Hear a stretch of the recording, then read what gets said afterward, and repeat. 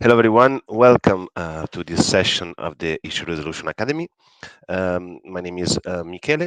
I work as an account manager for Amazon Premium since more or less 3 years. Today, I'm here to introduce my colleague Teddy, who will actually deliver the presentation on the topic Flat Files Basic, so creating listings via flat file. As you probably already know, actually, the Issue Resolution Academy is a series of trainings designed for premium sellers in order to, let's say, to provide you with a practical approach to common issues and illustrate basic self-service troubleshooting steps that you can find available in your Seller Central. As mentioned, today we'll be covering the topic flat file basic.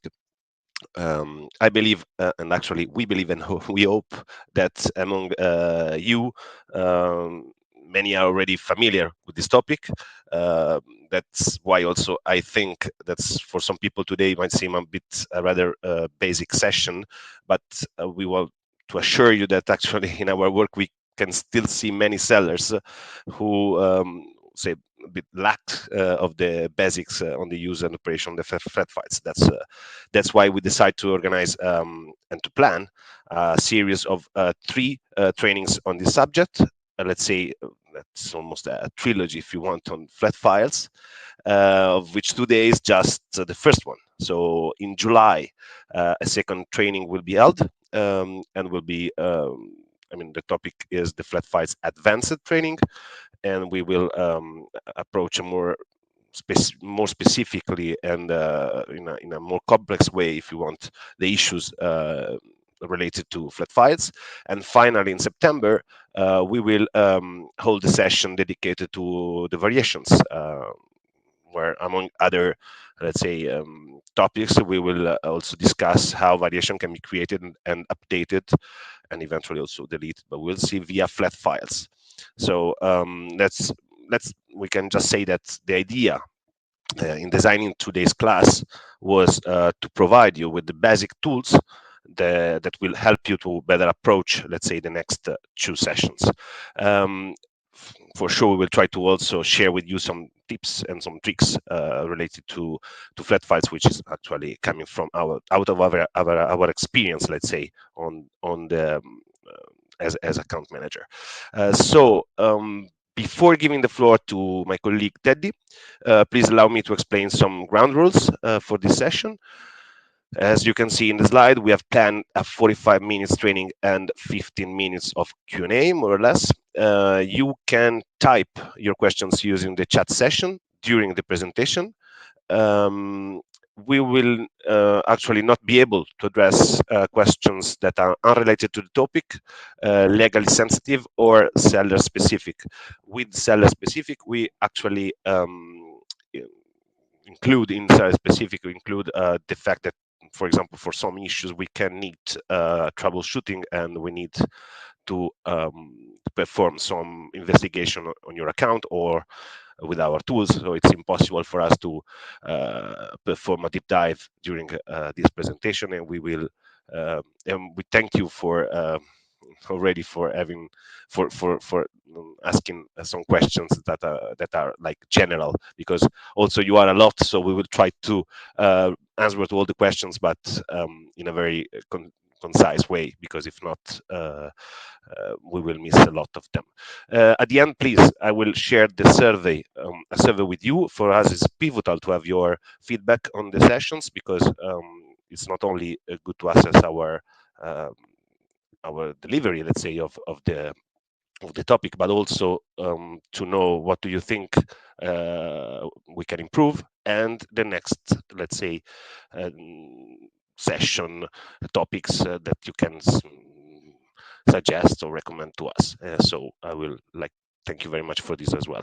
Last thing you can find at the beginning of the chat the PDF file that is actually the presentation that Teddy will be go through today, and at the end of the well, you will see there also the basic links for following up the presentation.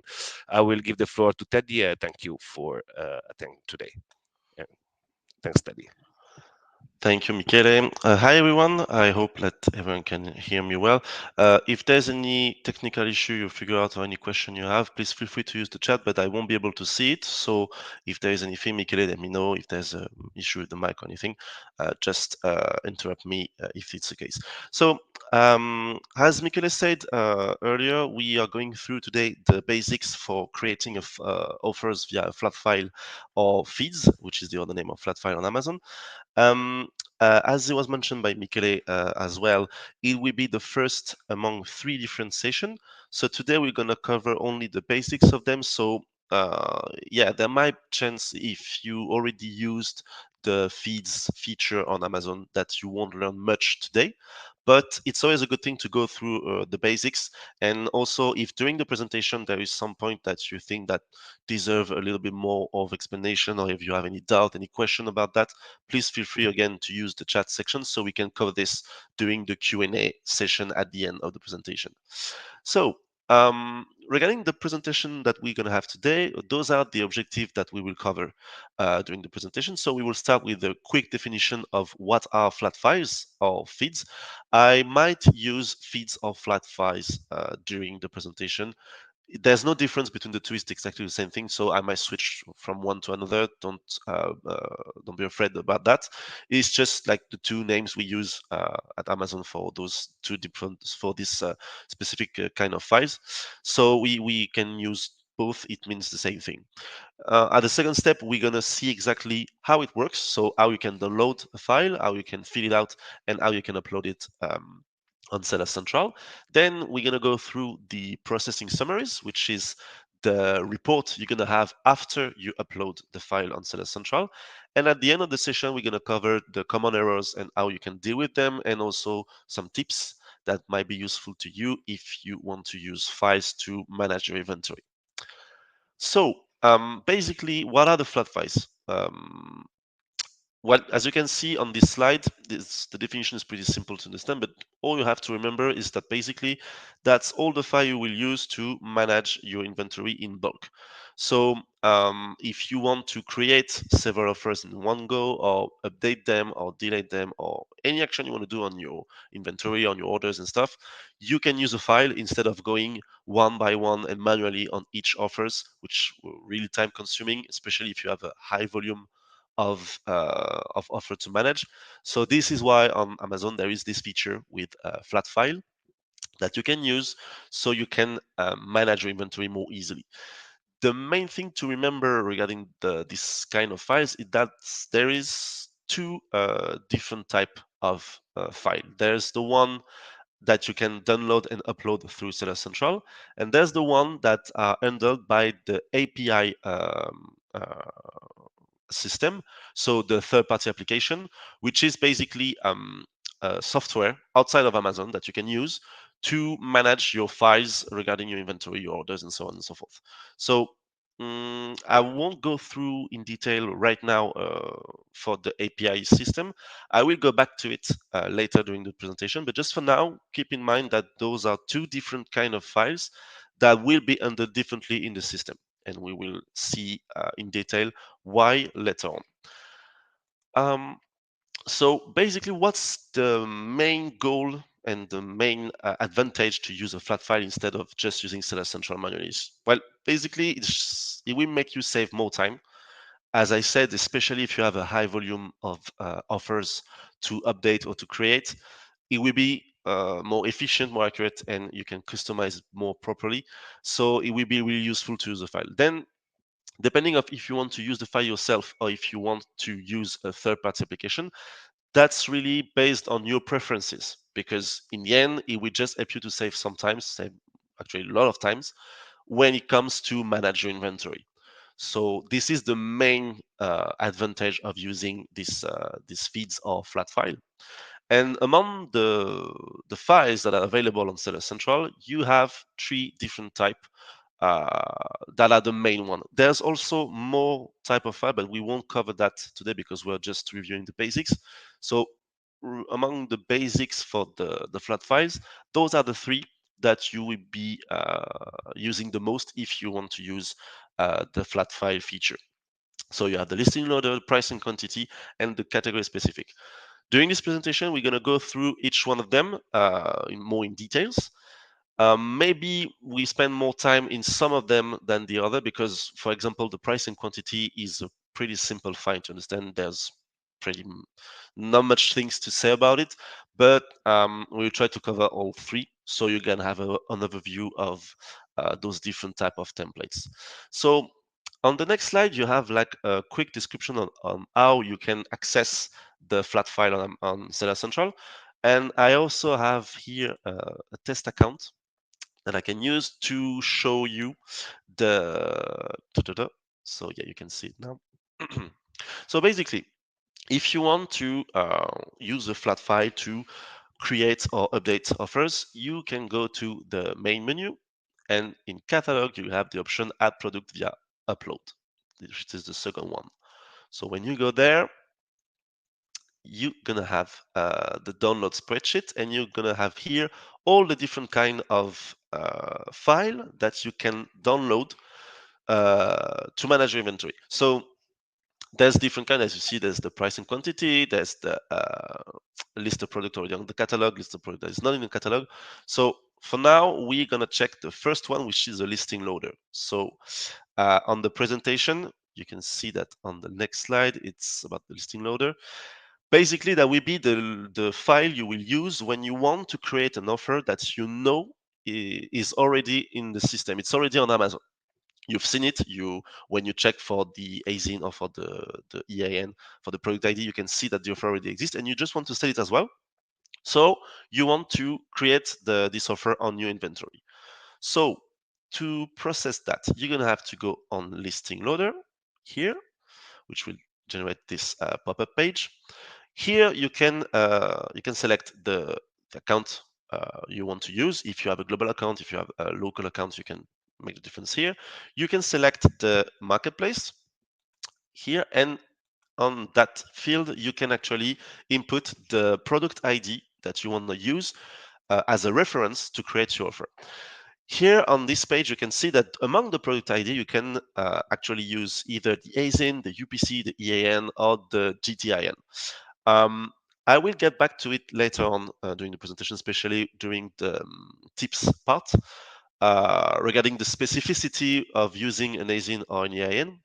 But just know that you can use all of them, but usually we will advise you to use the UPC, EAN, or GTIN because it's easier to spot on the product, and it leads to less error when you try to create your offer. So like we have this example here with this EAN, which is a fictive one. And when we click on generate spreadsheet, it will automatically download through your browser, sorry, the file that you're gonna use to create your offer. So I won't download it right now because if I do so, it might froze my computer and may take more time than expected. So I will not perform the downloading during the presentation, but I already have the file ready here. Listing loader. Okay, so when you download the file, it will look like this. There will be like a few tabs, and it will always be the same for depending on the type of file you have downloaded. So basically, there will always be the instruction tab. If you haven't had used the flat file before, or if you already used it but you haven't read the instruction in a long time, I would advise you to go through it regularly because well, it's not like it's really complicated to use, but just to have the instruction in mind is already a good thing to make sure that you don't make any mistake. And even if you already used to download and upload file on Seller Central, there might have some change once in a while, which may sound really slight, but that can be impactful on the way you will use the file anyway. So just once in a while, just make sure that you have all the instruction in mind and that you actually understand and master all of them so you can actually use the template in the best way. The second tab is the data definition. So basically, it will explain to you every single title and column that you will find in the template section so you can know exactly what you will need to input in this specific section, because in the templates you can see that you have like lots of column with different information that you have to input. And this data definition tab, it will help you to clear any doubts you may have between one information and another, or which kind of information you should use in this type of template, etc., etc. You also have the last tab, which is the valid value. On this tab, basically, you will have all the example you can use for a specific column. For instance, like we have now, the if I just take the, I don't know, the item length, those are the value that are accepted. You have the centimeter, the picometer, Armstrong nanometer, etc., etc. So that means that if you input a different value than the one that is listed on this tab, it may not work. So when you upload the file, it may not accept the value you will input. So just be mindful of that. If you have a doubt, just check the tab to make sure that the value you will input will actually be validated in the system. On the template tab, like for this example, as I said, that's the one we downloaded for the fictive EAN. Since the EAN already exists, quote unquote, in the system, we already have a certain amount of information that are input on the file. So in this case, if you want to sell a product that already exists on Amazon, .co.uk or any other marketplace, then you just have to check on the file if all the value that are input here are the one that you want to set on your product detail page. So you just have to go through all of them just to make sure that everything is correct, that you agree with everything. If you need to make any adjustments, that's the moment to do so. You can change them directly on the file, and just make sure that you input your sorry, that you input your information correctly before you will actually upload the file. Among the value that you will need to pay specific attention, there are obviously the the identifying value, such as the ASIN, the EIN, the SKU, etc., etc., the brand, and so on. But there's also the fulfillment channel code, which is basically the code you will use depending if your offer is fulfilled by Amazon or fulfilled by yourself. So in this column, you will have to select either between Amazon or default. Default will be all the products that you will ship yourself, and Amazon will be the one you will send to Amazon so they can fulfill it on your behalf.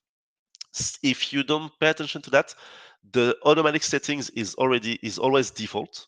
So if you have an offer that is actually stored, that unit is stored in Amazon, the stock will not be sold because the offer will be set as expedite shipped by the seller. So this is the main thing you should keep in mind for the listing loader. I will just go back to the presentation just to see if there's anything else. Oh, yeah, I already covered that. So yeah, now the price and quantity file. So as I said earlier, I will go really quick on the price and quantity file. Actually, I don't have an example for this one, but the information you will have is basically the one that you see on the slide right now. The only thing more that you can see is the other type, like instruction, valid value, and so on. But it's the same thing that the listing loader. Basically, for the price and quantity, that will be the kind of file you want to use if you want to specifically update the price and or the quantity on your file, on your offer. Sorry, because as it is indicated on the slide, this is the smallest format of file, so it's really easy to use. If you don't need to make any other adjustment or any other update on your offer, then you should just go for this specific file because it was designed for this. The only thing is that you need to pay attention of the information you input, especially the SKU, the price, and the quantity, because those are the three required files. If you miss one, the file won't go through. And also, they are mentioning here on the last point the fact that you can override the handling time. Usually, I always advise sellers to, if they want to manage their handling time, to do so through the shipping settings instead of using a file, because um, trying to override the handling time through a file, it may work, but it may also create some contradiction in the system. So just to be sure, if you want to manage the handling time for specific SKUs, you can use this file to do so. but always try to check afterward if the file went through correctly or if there was any mistake. And if you can see that the ending time has changed on the product detail page, because if it conflicts with the shipping settings, it might not go through. So it's just something that you need to pay attention on, but it is an option that is possible on the price and quantity file. So now regarding the category specific inventory file, yeah, so here you have like the few explanation on what you can do with this file and how you can use it. So I will just show you where you can access it. So if we go back there, so earlier we used the listing loader. Now we're gonna have to go here, download product spreadsheet for list product that are not currently in Amazon catalog. So basically, here you have the pretty much the same function and same options that the listing loader, but the main difference would be the fact that you have to select a category. So you can either look for one manually, or you can just type a keyword. Like for example, for our product, it was socks, if I remember well. So yeah, here you have the different browse nodes that are available for the word sock. So you can either go through the list that is proposed in the suggestion. You can select the one you want to keep, or you can also browse the product category tool, and then you can just look for the browse node manually. So if you don't have a specific idea of what will be the browse node for your product, you can look it up here. So you can select whatever, like fashion, baby, boys, blah blah blah, and then as soon as you have selected all the category and under category for each browse node, you will have the button select. Then you can select it, and it will appear here in the product type selected. Here you will have the product type you have selected, knowing that you can add several product type if you want. But I will advise you to use, if you can, one product type at a time, just to avoid to have like too many information to manage in one go. If you are really familiar with the feeds, then you can try to download a flat file for different product type at the same time. But if you begin with this, just try to go with one product type at a time, just to make sure you get really familiar with it. Once you have the product type, then you're gonna have to select the marketplace. So as you can see here, you have the option to select several marketplace in the same time. But again, I would advise you to select only one marketplace at a time, especially if you have information that may differ from one marketplace to another. For example, like the title of the description, if it's a different one depending on the marketplace because it's a different language, it will be more efficient to use one file per marketplace. Now, if you have offers that you know that will be quite identical from one marketplace to another, then you can select several marketplaces.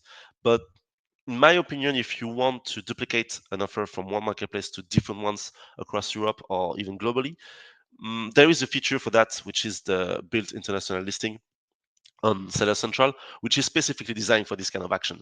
So maybe you should use this one, but it really depends on what you are more comfortable with.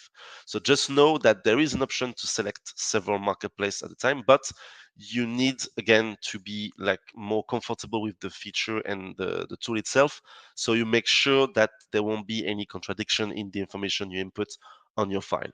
So as soon as you have selected the marketplace or the marketplaces you want to use, then you just have to click on generate spreadsheet, and same as the listing loader, you will have on your browser downloading of the file. And uh, I have an example here, which is this one for running socks, and it's pretty much the same thing that the listing loader, but with few differences, because here it will mainly file that you will use to create an offer that doesn't exist yet on Amazon. So you will have to input all the information from scratch, more or less. So you have tab that explain to you the image requirement, what kind of image you can use and when you cannot. There's also examples of value that you can use in the file, so you can have like a proper view of what you can input as data in your file. There's still a data definition tab as the listing loader. There's also still valid value data. And there is also a browse data tab, which is all the browse node that are available for the product type you have selected. So here in this case, we only just have one, but know that you may have several one if you are using a product type with different browse nodes, and you may have to select one of them to apply them to the offers you want to create through this file. So here in the template, as you can see, this one is completely empty. So you're going to have to input all the information. If you are not sure about which information are mandatory and which are not, you can refer to the instruction tab and the data definition tab. But also, you will see on the template, as long as you are filling out, you will see that there will be a color code on certain column that will show you that you will need to input specific information for this column. And yeah, for this one, it's just you just have to go through all the sorry the column to have all the information, and also just notice because if you don't see it, there are plus over here because there was some column that have been hidden, sorry, just because they were to save space. But if you need to input this information, you can expand everything. And especially if you want to find specific attributes that you didn't see on the first section, you're gonna have to expand them. For instance, for the variation, you're gonna have to expand it in order to see all the column that you need to apply to create your variation. We won't go through the variation creation today, but on one of the next session, we will be covering this point. So yeah, just so you know, just be mindful of the fact that some of the column are hidden, and you might have to expand the file to make sure that you have all the column available. So if we go back to the presentation, okay, and now we have. Okay, so once you have downloaded the file and you have filled it out, then you're gonna have to upload it on Seller Central. So just before we go on the upload section, just go quickly on the spreadsheet download history, because basically if you have used a flat file before and you want to use it again, instead of going back on the download spreadsheet and just download it from scratch again, you can go to your history. And if you know that you will need exactly this specific file, you can download it again instead of researching again the category or the product ID if you want the listing order and so on. You just can go here and you will have like a new template that you can use for your next upload on Seller Central. So basically, when you need to upload the file, it's pretty simple and pretty self-explanatory. You can drag and drop the file here, or you can browse your computer to find the file. You will have a certain format to use. For the format, I will also redirect you to the instruction tab, because it just gives you the specific format you should use for the specific file. If you have any doubt, you also have FAQs on the right side of this page, and you always have, like in like most of the feature on Seller Central, you always have the Learn More link and Seller University link that will always redirect you to the help page or the tutorial video that will help you to have better understanding of the tool you want to use. So if you have any doubt, if you are unsure of anything regarding how you should use a specific tool, you can always refer to this page. And if really after that you still have a doubt, you can also contact the seller support. They will be able to help you if you have any questions on how you should use a specific tool on Seller Central. Regarding this function for uploading, there's nothing much I wanted to explain to you on that, except maybe for this specific function, which is purge and replace. So as the name says, it will be a link you will use if you want to completely empty your inventory and replace it with whatever you will input in the file you will upload now. So in this case, you can use it, but just be mindful and be sure that you actually want to perform this action, because if you perform it by mistake, or if you perform it but then you change your mind, there might be some difficulties to get back the inventory. I don't say that it's impossible, because with the computers, it's not like is there anything impossible, but it's really complicated to get it back. So just be sure that you use this function only if you need it, and be mindful of it if you actually have to use it. So yeah, that was one of the slides. So now, once you have uploaded the file on Seller Central, you be able to check the status of the upload. So it would be the last tab on the upload and product inventory.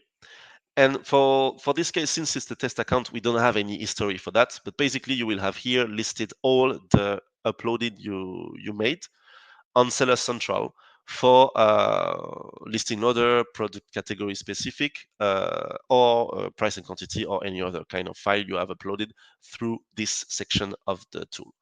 So there's a certain amount of information that are displayed here. And on the presentation, there is a mention of the batch ID. And the batch ID is basically the most important thing regarding the feeds or flat file tool. If you already have used the feeds feature on Seller Central, and if you have encountered an issue on that, you may have contacted the seller support to request an assistance on that. And the seller support might have asked you to provide the batch ID of your uploading.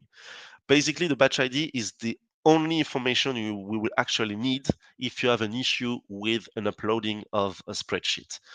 If you don't provide this batch ID, the seller support team won't be able to assist on the issue you encountered. So they will ask it to you and you have to provide it.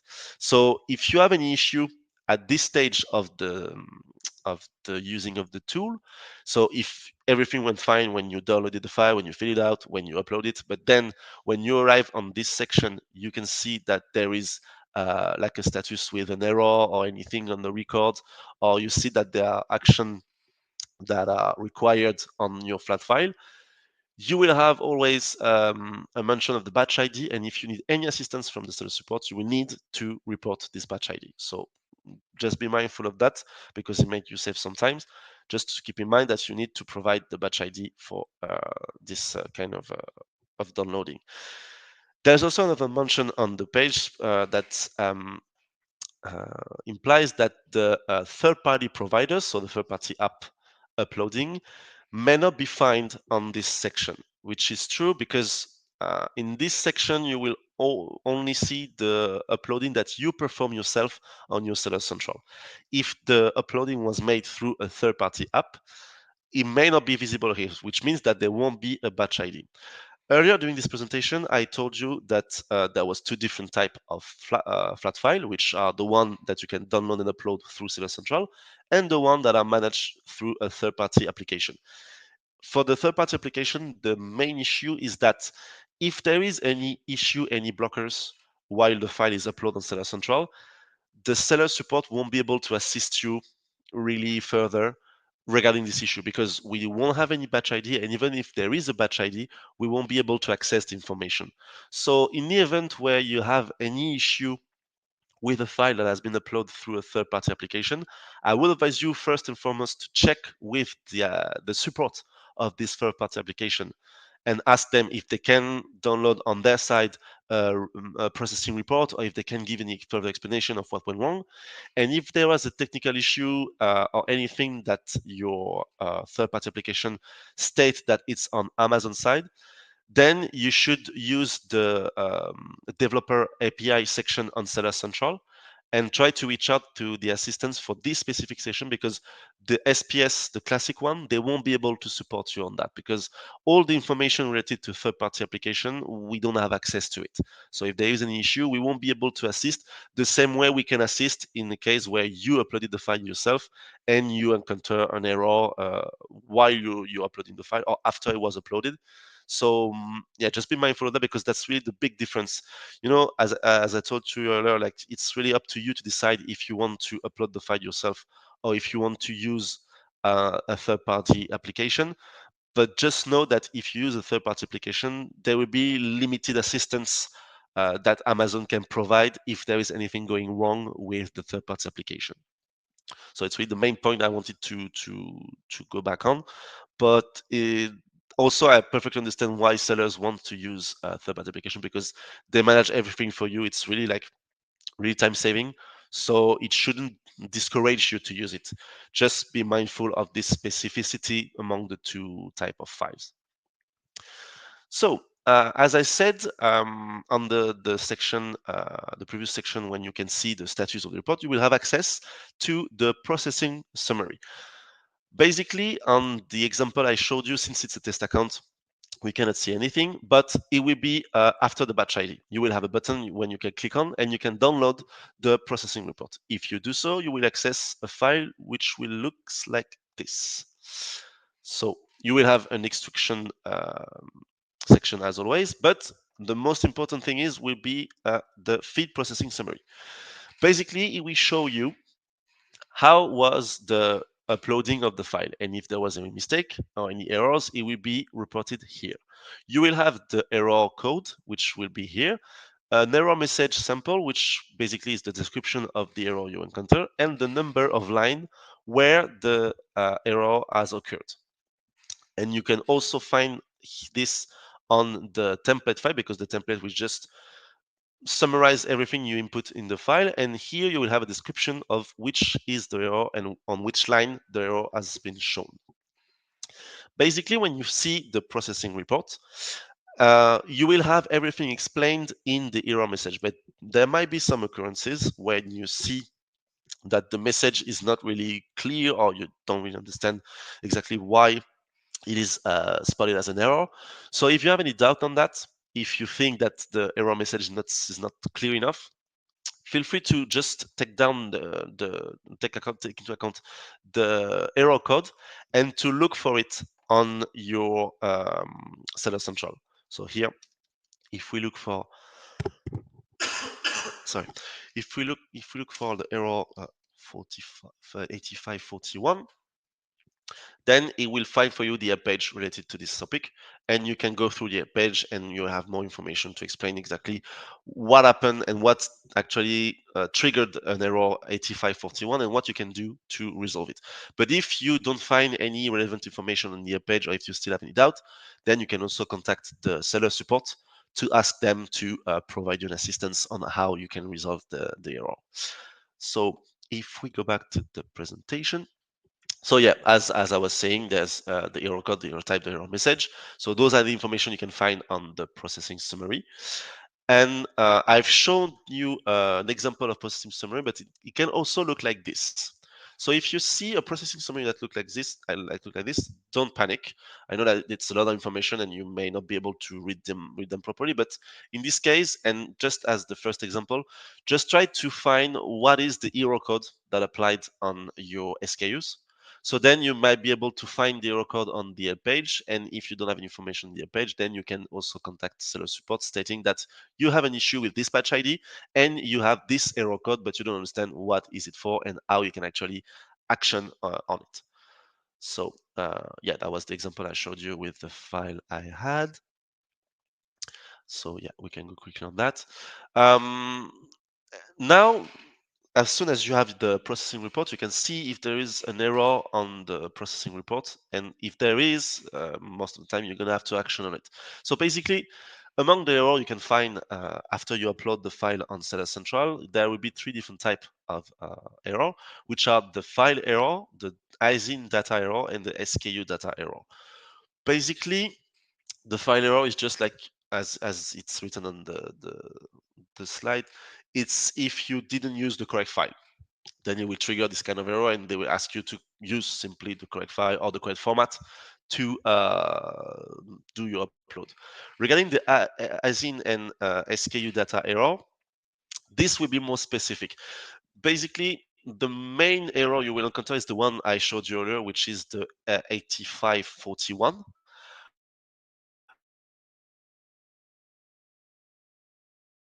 which is the error on your file, but they don't match the information that we already have in the system. So the system will trigger it and it tells you, okay, for this specific attribute, we have a value and you trying to input a value that is not the correct one. In some occurrences, it's true, so you just have to correct your file and then everything is sorted out. But sometimes you will have the case where you know you have the correct value, but the system is telling you that it's not the correct one.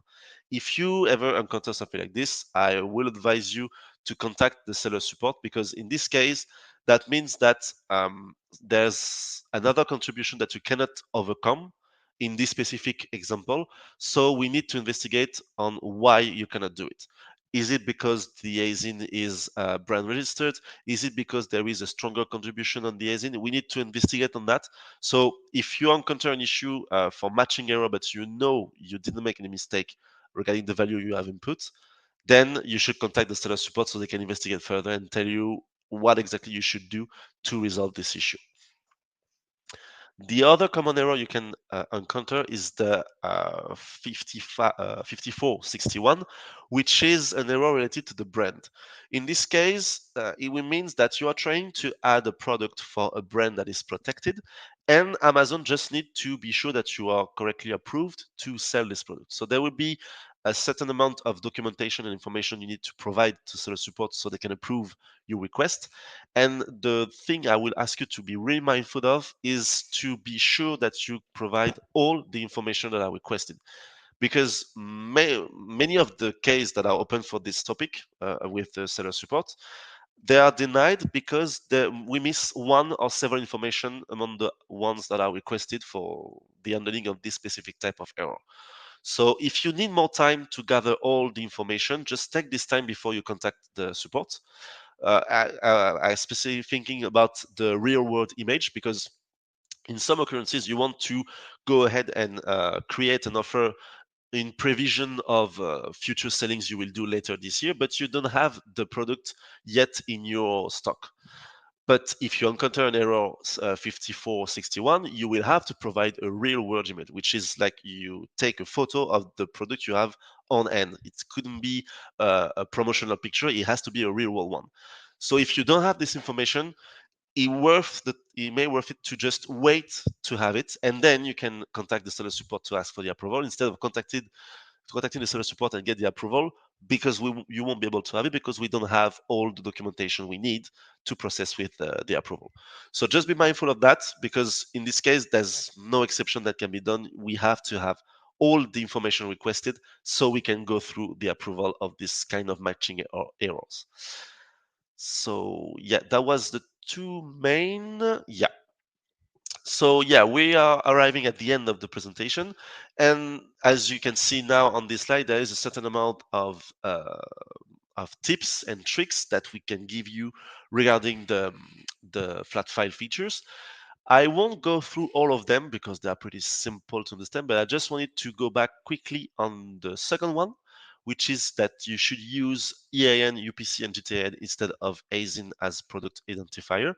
Because as I was saying earlier regarding when you can download the listing loader, you can indeed use either the ASIN, the EAN, or the UPC or the GTIN to find your product. But I will personally advise you to use the EIN because that's the number that is actually physically on the product. And also because I had this instance with a seller I worked with. They were using a third-party application, and the third-party application, they wanted to create offer that already exists on Amazon. So they input the ASIN as a product identifier. The problem is that their data was out of date, and the ASIN they input wasn't the correct ASIN that the seller wanted to sell. This issue would not have happened if the third-party app used the EAN, because the EAN barely never changed on the product. So as soon as you have this information, you can be sure that there won't be any confusion when you try to create or update the offer. Which doesn't mean that you cannot use the ASIN. If you're sure 100% that this ASIN is your product and you don't want to look for the EIN, or you don't have the time to input the EIN, you can use the ASIN. It's perfectly okay, but you just need to be sure of that. And if there is any matching error, just be sure that the ASIN you want to create is actually the one that already exists on Amazon. Among the other tips, there's also the mention that the seller support doesn't support the creation through XML files, so we don't support the files that are uploaded through API application. And the last one mentioning that you can reuse a flat file, but you just have to make sure that you always use the last version available. So for this one, it is actually a good tip because it's true. If the file you use is out of date, it won't work, it won't go through. But the thing is, the updates, they're not made in a regularly basis. It's really like every once in a while So it may not worth it for you to always check if there is an update on the flat file. Mm, make maybe make you lose some time. So what I would advise you to do is just to, when you upload the file, just try to keep a copy of it. And if there is any issue with the file itself, then you can download a new one and just copy paste your information on the new file, so you don't lose more time on that. And you can upload your file with the latest version. If you have the time to check what is the latest version before you actually fill out your file, please do so. But if you don't have time, or if you want to go quicker, since we don't know when the updates are made, and like they are really made once in a while, and even that it won't necessarily be like a big change that will impact your upload, you can use an old one, but just be sure that you'll be able to switch to a different one if you have to do it on the spot. So yeah, that's pretty much everything I wanted to cover regarding this presentation. Here you have at the end of the presentation, as Michele mentioned at the beginning, here you have like all the useful link, like these are all the web page related to the basic of creating a flat file. So feel free to consult this page if you never had used the flat file feature before, or even if you already use it, but it's been a while that you haven't checked all the new change that might occurred on this tool, and just to have a refresher, just to be sure that you have everything in mind, and you can avoid a certain amount of error pretty easily when you have all this information. So yeah, that's pretty much it. Thanks for your attention. Thanks for listening to me during this presentation. I will now give the floor back to Michele so we can review the question you may have regarding this topic. Amazing. Thank you very much, Teddy. Well, we actually more than a question. It was difficult because there is a discussion going on the chat that it's also interesting, and it's actually highlighted some issues that I think we can approach now with the questions. I will go quite quickly. I replied to some of the first questions, and so I will not come back to those ones because we have not so many times and we have a lot of sellers Hmm. engaged. So I will try. I will start with Gary, which is actually one of the main issues that came out from the discussion also after this question. So I often face issues with browse nodes actually. I select a category and browse node, and yet Amazon decide it should be something else. Often the category selected by Amazon is wrong, but it is almost impossible to get Amazon to accept this. Currently, arguing that a spray out assault should be in the category of motor accessory and not underpants as Amazon wants. Is there a simple way to resolve or and to avoid this issue? I don't know if you wanna. Um, well, in this case, that I think that will need some more investigation on the case, so I'm not sure we'll be able to cover that. But uh, let me think. Yeah, well, if Because I yeah, can in jump this in. case, yeah, if you can, yeah, Yeah, yeah, I will. Well, in general, because after that it started like this question started a discussion on okay. browse notes in the chat that I read, and actually I would say that most of the things that came out for me are related to let's say two different things. One is categorization problem. So we are here. We are for sure. We are discussing issue. Flat files and how to create offers and for sure update offers over there with flat files. But at the same time, I think that here what I'm seeing since the discussion started on the chat, it is probably also linked to a basic categorization problem. I would suggest Gary and in general also the others that first, before contacting seller support, just highlight the ASINs that they actually have this issue with the browse nodes, because eventually they could have also other attributes or values that are not correct, like for example product type or GL products group, which actually came out, for example, for the first time you create the offer, or it came out from other contribution coming from other marketplaces. By the way, my first suggestion when you have browse nodes issue is um, focusing on a specific marketplace where it's happening, or all the marketplace if you are selling in multi marketplace, let's say macro category. I will say that the first thing is to send an update of your products, and in this case, as it is already an existing product that already exists in your catalog, I will say that a full update through a category specific listing inventory file, it's the good path. Meaning that you will actually recatalogate from the beginning your product in that specific marketplace. Regarding this, we will check this in the next section, in the advanced one. So I will please follow us for in July, because we will actually approach this, and maybe we will discuss categorization problem as well, and how this can be resolved through the upload of a category specific inventory file. Um, to sum up, I will say, please be sure that your product is well categorized. The browse nodes are one of the path to categorize your product, but if there are, for example, more contribution coming, for example, from other uh, authorized brand, or also brand owners, or for example retail contributions, at this point it should be something that it has to be investigated. But first of all, let's try with a full update through the category specific inventory file. That's my personal suggestion, because we see a lot of issues with categorization. It's not only the browser nodes. If you change a product and if you change a browser nodes, it doesn't mean that it change everything into the PDP, in the product title page. So please go on with a full update, which means actually not partial in your category file. But for sure, we will talk about this issue at more extent during the next session, the Flat Files Advanced.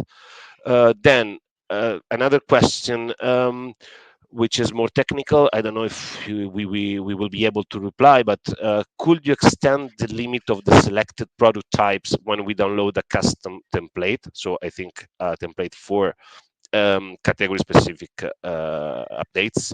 There is currently a limit of 20 types, and sometimes we have more than 20. Do you know something about that, Teddy, or? Honestly, no. I don't think if there's any because yeah, that would be the design on Soda Central. I don't know Yeah, if there's any exception that can be granted for that. And also, if the thing is, like, I think if there is this limitation, is also to make sure that the file can be properly handled when you upload it.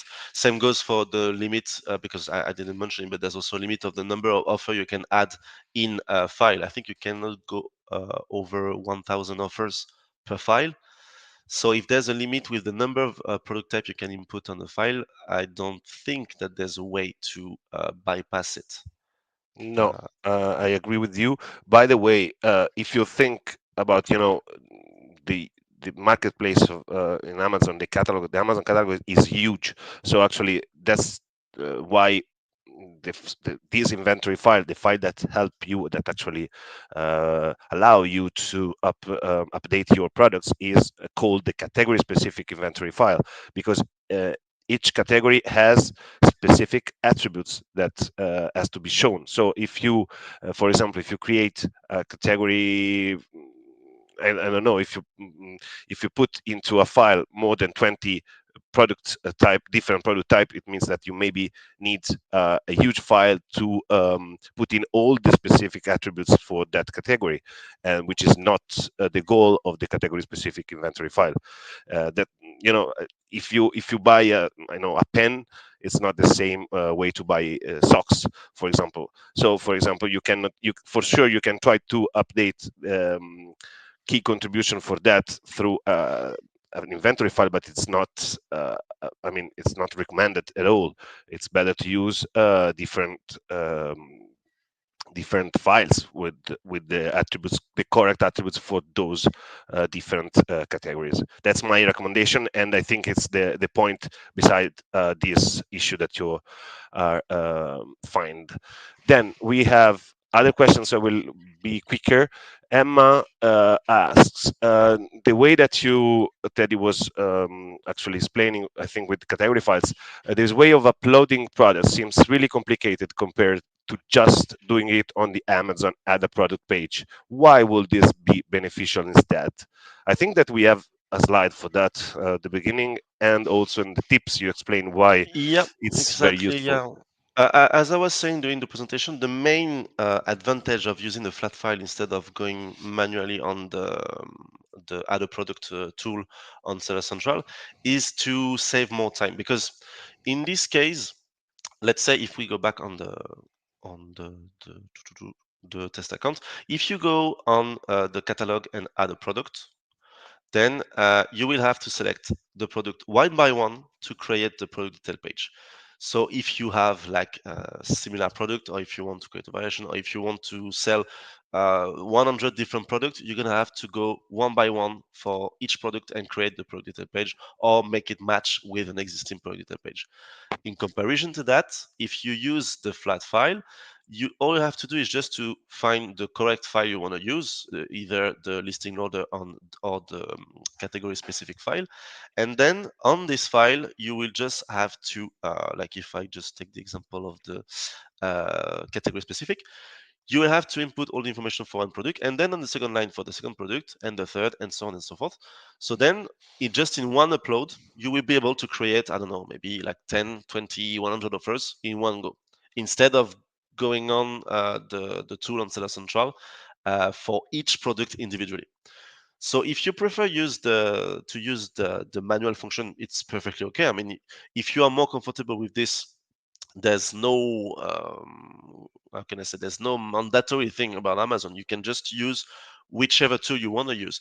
It's just that this specific feature is specifically designed to make you save some time when you have a high volume of offer to manage. So this is really the main advantage to use it.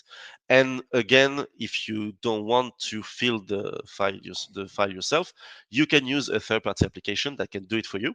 They will have all the system to generate the file, which will not be exactly the same that the one you can download on Seller Central, but that will be file that Amazon can actually process, and it will help to create or update more easily your offers in your inventory. So yeah, that would be the main advantage of this feature. Thank you. Well, regarding the same actually question from Emma, Emma again asked, what if you are not a brand owner of the item? Would updating products via spreadsheet upload even work?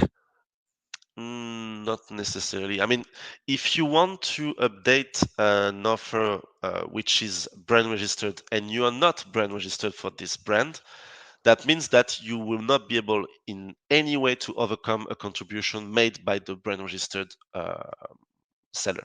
Because just quickly on the brand registry, if you are part of the brand registry, you can be either the owner of the brand or a seller authorized by the brand owner to act on the product detail page. And those are the only actors that can actually input a change on an attribute that has been first contributed by the brand owner. So if you want to create or update like if you want to create it, you might be able to create it, but you won't be able to change any of the information that has been input by the brand owner, even if you use a flat file. Exactly, I agree. And I will add also that yeah, it, if you're not brand owner, but for example, the SKU that you are trying to update is not contributed by the brand, for sure that the spreadsheet would work. I mean, it Mhm. depends from your let's say strength of your contribution, but in any case it's not a tool. The actually the flat files are a tool that actually are good for all sellers in the platform. And also please take it depends from from the quantity of your offers, of your listings in your inventory. But for sure, if I am a seller selling 200 different listings on Amazon with different SKUs and different categories, for me it's good to have a possibility to, for example, update all the prices or all another, I don't know, another attributes in bulk with the flat files, which is the actually the huge the best, let's say, scope of using flat files. Then let's go on with Kizar asking what what if I want to add my product under two different browse nodes? How can I do this via flat file? Um, I think that you, I think I can reply or as you wish. Yeah, I mean, I will let you reply because for this one, I know it's a very Yes, specific feature, yeah. and In unfortunately, I general, don't it's have not. much information on Yeah, on that. but it's, in general, it's something that we but that Amazon doesn't recommend to add a second browse node to your products. It's actually something that you can ask, but this is only through Seller Central. In general, what can I say? It's also that sometimes when you're using a category specific file to update your products, and in general, this file is that you are using is a category specific file which slightly differ from the browse node or the category that you are already using on your SKUs. Let's say, for example, let's say running socks or normal socks, okay, and then you are using a more general category file for updating running socks. In this case, it could be that the system accept both the browse nodes, but it will not change so much in the research from customers, because actually the macro category will be always socks, so it's not so specific and will not change the most specific one, which is always running socks. So if your desire, let's say, if your goal is to add another specific browse node, you will have to ask through SPS, okay? And usually it's not allowed to do so. It's only for specific products category which we actually don't know and we don't have to know. Actually, we cannot know. Let's go to other uh, why we can get confliction, so I think conflicting errors with another SQ or ASINs. So why and how we can avoid this issue? I think that you already treat that during the presentation, but maybe it was not so clear. You mean how we can avoid the matching error? Yeah, exactly. When they Yeah, like find, the 8541. yeah, Um, to be honest, I don't exactly know what to reply on that because the thing is, the main advice I could tell you is that if you know that you want to create an offer that already exists on Amazon, is just to check the product detail page, just to see if all the information on the product detail page are actually matching the one that you have for your product. Just like in the same example that we have on the presentation, I will just go back to it. Da, da, da. It was for the error. No, this one. Okay, yes, so here in this example, the matching error come from a typo. It's just that it was read with an upper cap and read with a minor one. So in this case, it's just a small change to do. Just be sure that you input the exact information you have online. But if then you see that there is a matching error when you know that you have the correct information, maybe that's on an attribute that is not visible on the product detail page, or maybe because the product detail page is not available anymore, and you won't be able to check. So then in that case, I don't know if there's any way to avoid that. It's just if the error come up, try to contact the seller support and ask assistance about that, because yeah, for me the only way to prevent this is just to check what are the information, um, or maybe if you want to be sure, try to download the listing loader, because as have we seen together, the listing loader is pre-filled with the information that are already in the catalog. So maybe there they can see if there's any information that conflicts with yours, and then you can see you'll be able to see if there's anything you can act on this creation of offer.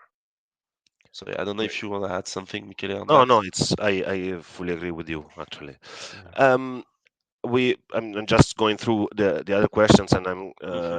I'll be sharing some of those which seems to be quite interesting. First, well, I have one from Kelly. I'm struggling with translations. Actually, this was another one. Let's say topic uh, which was quite important in the discussion in our Hmm. chat today. I struggle with translation when I'm trying to translate my titles from English to Polish, for example. Amazon flags up an error that the title needs to be in English, but that defeats the point of translating it. Here too, I don't know if you want to go on that, or if you have some clue or For the translation issue, I'm not sure it's really related to the topic because if there's an error flagged, that means that they're already in contribution that might conflict with what the seller wants to input on the attribute. So I yeah, I don't agree. know I agree. This is because something that we can discuss uh, in the uh, next in the advanced and what, but generally with the translation, apart that Amazon has already the translation service, so you are not, it's not compulsory for you to already prepare the translation from English to Polish, for example. But by the way, that's the first time that I heard this kind of issue. I have on my experience, well, with my sellers, I have several sellers using the translation service on their own, so they are actually updating easily from English to Polish, for example, and to the new, let's say, sh- marketplaces such as Belgium and Netherlands, and they didn't have this issue. So maybe I will try definitely to create a case about this, because it seems to me maybe a glitch or some issues with your specific product here. Um, then we have Christina asking, if I download a file from my download history, will it be the most updated version, or should I download a fresh file each time? for this one, I think. Wait, let me check because that's actually a good question. Uh, uh, uh, like if there's no, that's not working. Like for me, I'd say if you download it, even through the download history, it will be the latest version. No, Yeah. because I mean the risk of using a file that is out of date is that if you have downloaded before like a file, any of them, and you are using a copy of it, which has been downloaded recently on the platform. In this case, I think if you go through the download history, and even like if you go like really early and you try to download it now, it should download the latest version. I don't know if there's Yeah, any. yeah, yes, I agree with you. So generally speaking, in automatic, they should guarantee you when you download it the same link that's if you were like downloading from the category file, for example. So maybe if it doesn't work, it's because the link is broken, and you will have to go through another browse nodes or another path for this product specifically. For example, if you are trying to download something for socks uh, from 1 hour from 1 year before, and maybe Mhm. this is no more Yeah, available, exactly. Mm. that maybe, or the system can actually may ask you to provide more information, which kind of socks and so on, because the category file, they are always um, you know Amazon likes to update them a lot.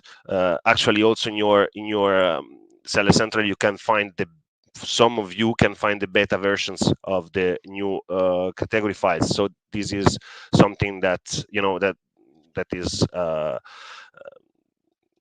ongoing all the time. So you can see that. I don't know, I would suggest to use the last one all the time, even if I understand that sometimes it's good to use an old one. And in this sense, I would say that you will have always the last one if you take it from your historial. But I would go through the category path. That's just the product classifier is always the best thing to have, the best and more functional category file, I think, in the platform. So I'm just because we received a lot of questions. I see. So, Mihaela is asking, what about when you perform a full update through a flat file? It shows as being successfully processed, but the new values are not updated on the listing. Well, I reply just very quickly. This is not really for today topic, but in general, a full update is being successfully processed, but the new values are not updated on the listing. Well, it depends. This is not only a problem with Michaela. It could be different way of resolving it. It depends if you are brand owner, brand register in general. If there are other contribution that you cannot, in a way, let's say, winning over. So it's really here we need really to perform an investigation. But I will say, generally speaking, that as a last resource, you can try to perform if a full update is not working, and you know that, for example, the ASIN is, let's say, yours, or you are the brand owner of that specific ASIN. I would recommend to try with a redrive, what we call redrive, which means actually remove the offer from your catalog, wait 24 hours, and eventually, once the time frame has passed, recreate the offer with the same SKU as before. Doing that, you will not lose any information on the previous SKU, but you will, let's say, you will say to the system to reset the information and to rewrite the information with the last ones that you are sending. If it doesn't work, the redrive, I will suggest to contact seller support and ask them why you cannot update it. Let's go. I will take another question. When From Marina, when there are specific fields which are mandatory in a flat file which do not apply to that category, what should we enter in them? Example, if they are requesting to fill model name and battery type on pet food products.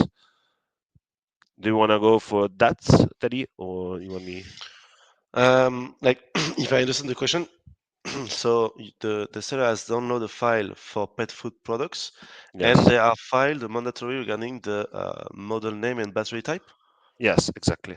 Mm, well, in this case, if it's required to fill out this information, it will be indicated in the um, instruction tab, and also in the valid value, you will have the mention required next to this value.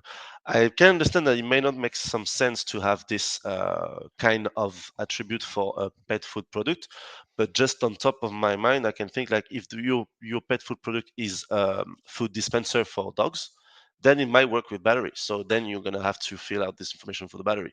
So it may not applicable to all the products, but if there is the possibility to have this kind of field in the file, then it means that you're gonna have to fill it out. But if your product doesn't have any battery, you just have to mention it on the file. Then I think Yeah, I don't. usually I think that actually you have also the menu stating in the battery type not applicable, something like that. Mhm. If I remember well, maybe I'm wrong, but for sure I know that for many products you have this possibility, let's say, um, to put not available for that specific value in the field. So yes, but I agree with you, Teddy. I think that this is the best answer that we can do in this case, and it's the only solution. I think that it's okay. We are over time because it's already 20 past 5. So I will just share with you the survey, which is quite pivotal for us to understand what do you think about this project in general, this session, and also to suggest us and to help us in planning the next sessions.